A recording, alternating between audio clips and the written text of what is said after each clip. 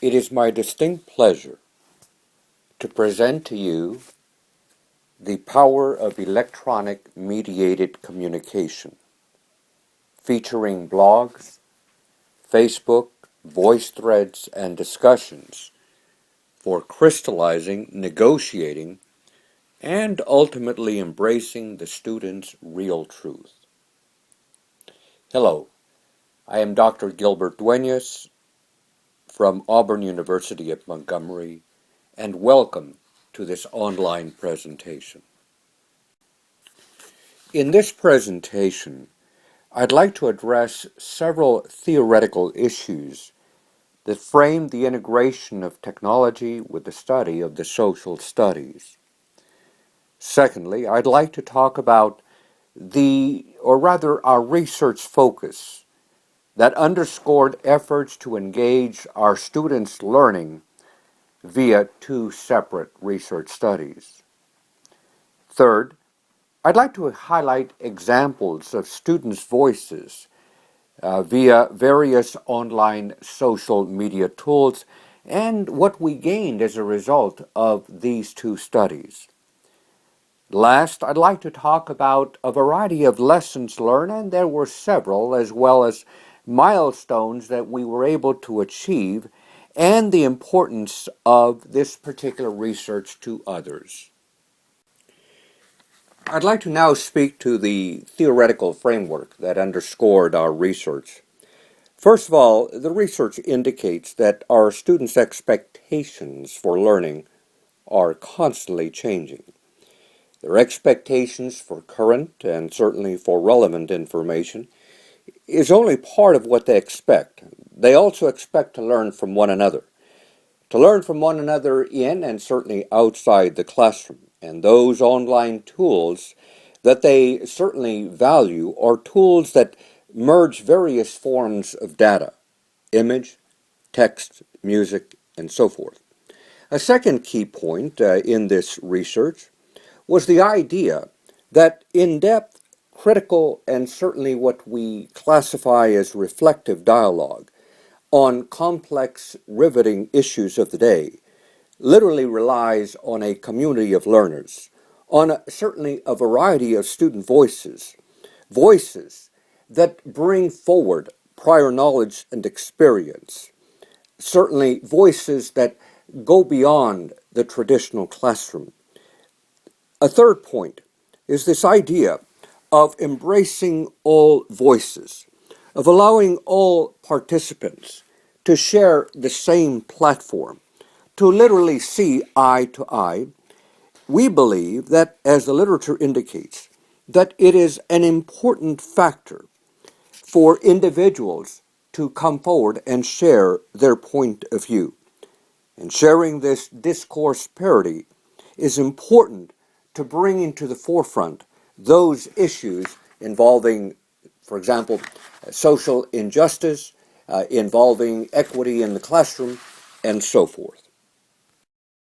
I'd like to turn your attention to other theoretical constructs in this research study, one being the notion of that certainly as classroom instructors, that we periodically review what we are doing and certainly reform pedagogical practices that allow students to construct their own knowledge and certainly have a greater influence over their school learning, not to mention their lifelong learning. And certainly in line with the research, it is a pivotal point behind any effort to embrace the student's voice. Another point is this notion of allowing our students to work together, to offer each other support, feedback, that there be, if we might characterize it as a give and take discourse, thus enabling them to share at a certain plateau, at a certain level, a dialogic space on what truly matters.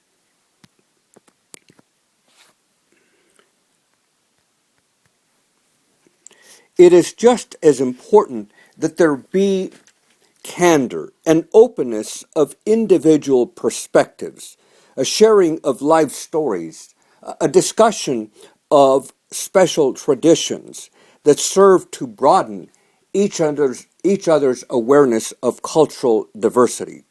And of course, the final point here, that regardless of the time of day, the distance, regardless of what tool was being used, the key point here was of bringing forward into the discussion distinct voices. These were all key points that underlied our research.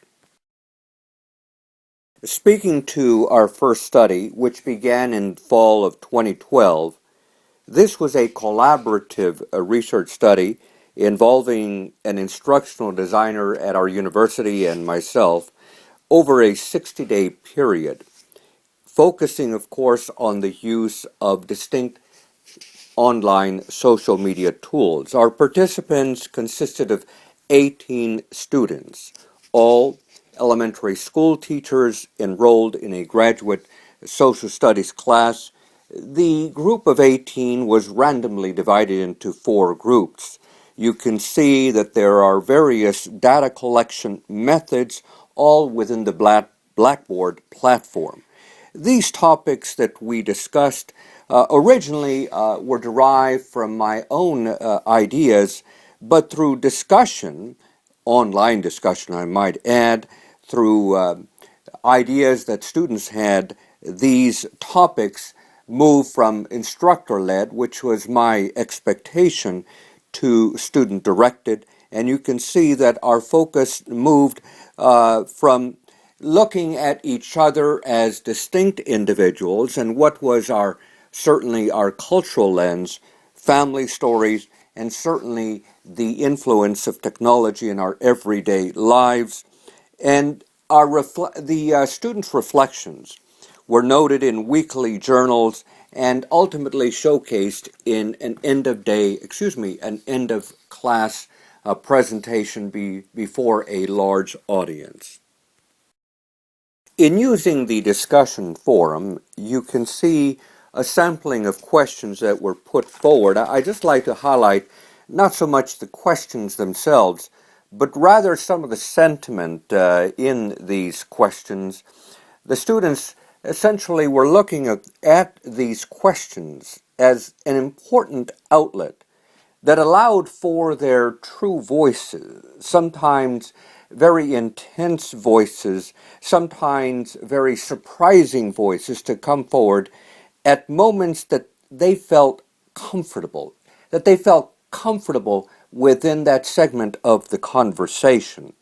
It was just as important that we learn how these tools affected the students' sense that they were part of a classroom community, that their role was being acknowledged not just because they were part of a class, but that others truly valued what they had to say.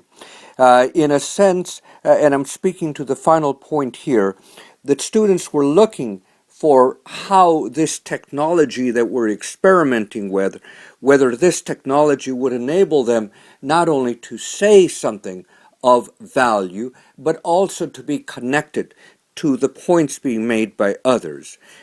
That this technology, in a nutshell, would enable them to be able to say what they wanted, but to be able to have a way to say it that crystallized their true sentiments.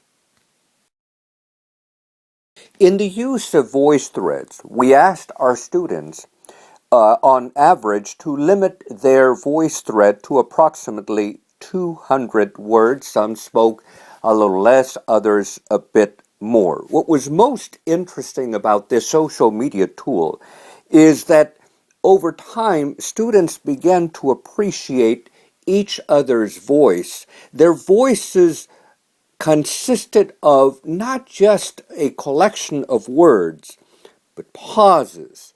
It consisted of inflections. It consisted of intensity, of emotion. It consisted of a wide spectrum of the communication process. And through all of this, through the listening of each other's voices, it was very interesting that students were learning quite a bit about each other that may not have been possible had we been in the classroom where we were listening, but we did not have a record of each other's voices.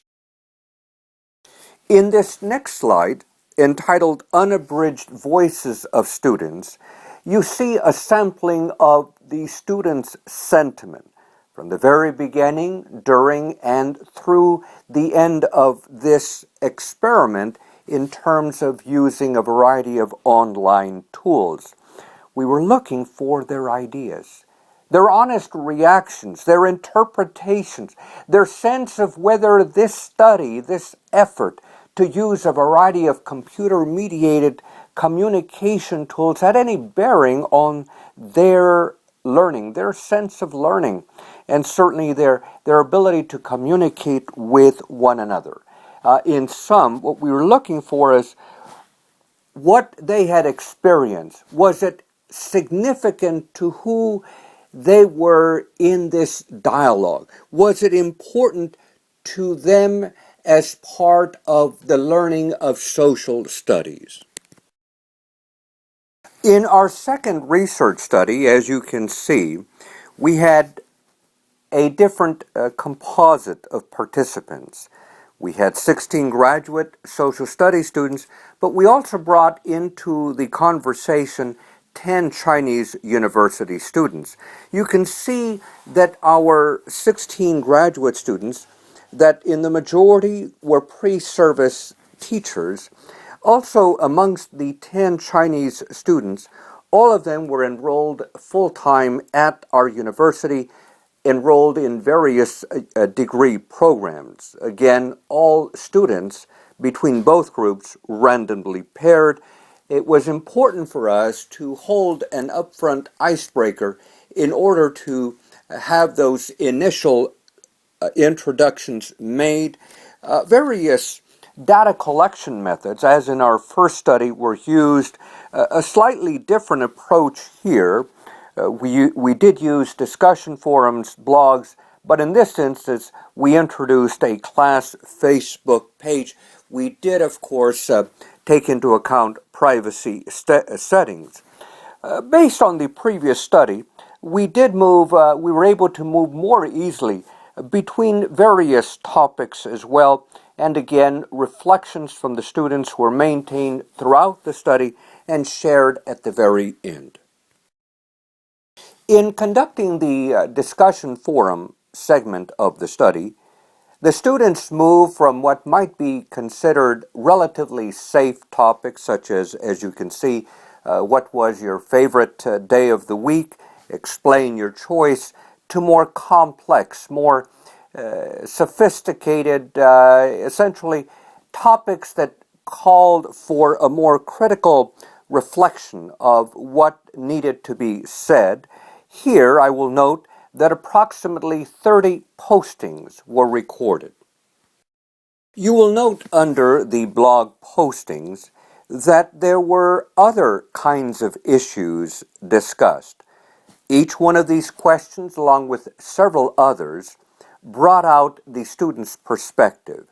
We were looking for much more involvement, and in fact, it was very interesting to us that we had over 55 postings, and it may be, and we're still looking at the data, but it may be that under the blog postings, students were encouraged to add images that perhaps they had at home, or they had on, for example, their own computer, or they drew from some other source. But the fact that they added images in which represented a certain level of knowledge or experience brought out a host of reactions and certainly many more postings.